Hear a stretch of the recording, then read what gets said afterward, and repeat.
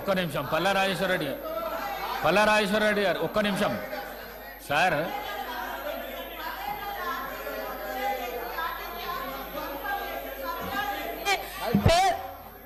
పదేళ్ల టీఆర్ఎస్ ప్రభుత్వంలో ఆర్టీసీ ఆస్తులను ధ్వంసం చేసి కుదేలు చేసి కబ్జా చేసి ఆర్టీసీ ఉద్యోగులు ఆత్మహత్య కారణమైన వీళ్ళు ఇవాళ ఆర్టీసీ గురించి మాట్లాడుతున్నారు.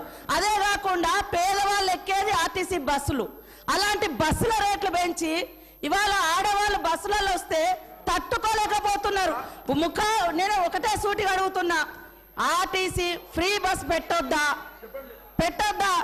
ఇవాళ మీరు వ్యవసాయం చేయనటువంటి బీడు భూములకు లక్షాధికారులకు కోట్లాది రూపాయలకు వ్యవసాయం పేరుతోటి రైతు బంధు కట్టబెడితే ఏ పేదోళ్ళైనా రోడ్ల మీదకి వచ్చి మీ ఇళ్ళ ముంగర ధర్నా చేసిర్రా?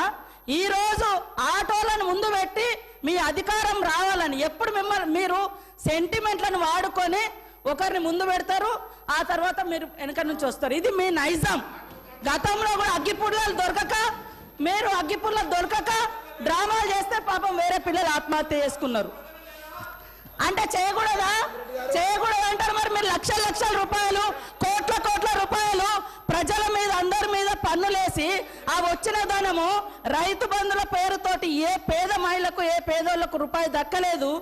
కానీ మీరు మాత్రము లక్షలు ఎత్తుకున్నప్పుడు ఏ పేదోళ్ళన్న రోడ్ల మీదకి వచ్చి మాకెందుకు ఇవ్వలేదని అడిగిచ్చేటట్టుగా మేమన్నా రెచ్చగొట్టినామా?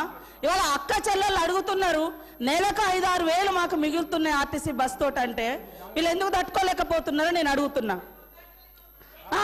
మరి ఎక్కడ ఏం దొరకనట్టుగా అదే మాట్లాడుతున్నారు. మొత్తం వీళ్ళు అన్ని తీసేయండి. కాబట్టి ఆర్టీసీ బస్సులలో మహిళలు ప్రయాణం చేస్తే మీకేం ప్రాబ్లం అది చెప్పండి. పల్లా రాజేశ్వర రెడ్డి గారు ఏమధ్యక్ష ఇది